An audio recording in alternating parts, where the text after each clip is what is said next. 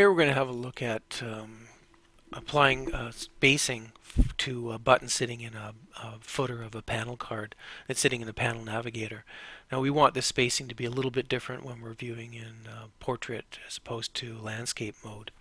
In portrait mode we want the buttons evenly spaced, but in landscape mode we'd like the buttons left justified with a bit of spacing. And just to illustrate this, we have the first panel card, which is using tab stops between each one of the buttons down here. And that's fine. They're evenly spaced out in the footer, so that's great. But when we go to horizontal, the effect is maybe not quite what we're looking for. In this case, we'd like them all to be justified, left justified, and sitting beside each other instead of spaced out. So let's go back to horizontal and move on to a second panel card where we're using JavaScript to achieve this effect. In this particular case, the panel card has an on-size event that fires when the orientation changes. And when the orientation is in portrait, then we apply a width of 24.5% to a container that this button is sitting inside of. So we've got a container wrapped around each one of these buttons, and we just apply 24.5% to its width property.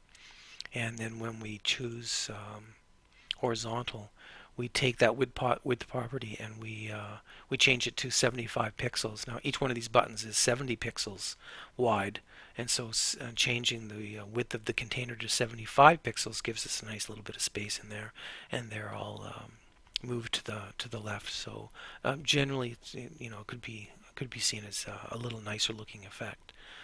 So let's go back to vertical, and we'll go to our final panel card here using the responsive layout, which gives us exactly the same effect. But I've got responsive layout turned on for this panel card, for this UX component actually, and just affecting controls on this panel card. And once again, the buttons are sitting inside a container, and my rules for the responsive layout say I've got a portrait rule that says when you're in portrait mode, affect these containers by changing the width to 24.5%.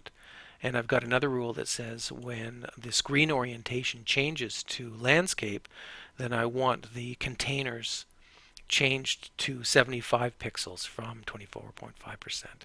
So that works out really well. We can just move back again and have things evenly spaced out again. So it's a couple of different ways of doing this. And now we'll have a quick look at the actual component that's doing this. So here's our panel navigator panel card. We've got 3 of them sitting in here, and here's our first panel card with our buttons and a tab stop control sitting in between each one, so that's fine. Here's our second panel card, which is using JavaScript. And again, we've got a container wrapped around each one of the buttons, and the container in this case has a container alignment of center, but no container width has been specified at this point.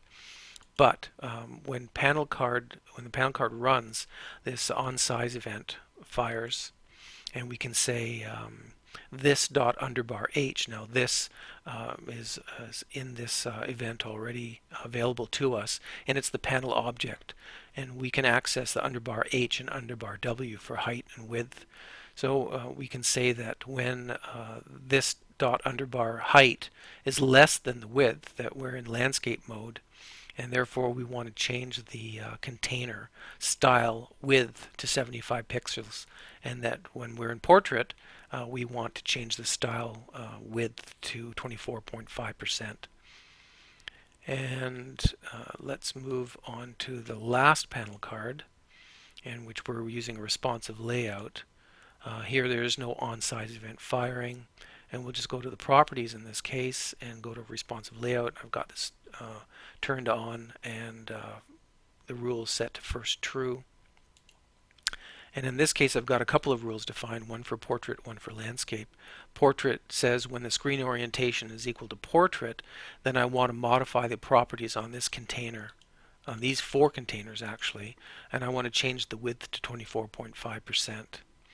And then when this rule fires, when screen orientation is in landscape, then I'm going to affect the same 4 containers, but I'm going to change the width to 75 pixels instead. And that works out really well again. So thanks for having a look.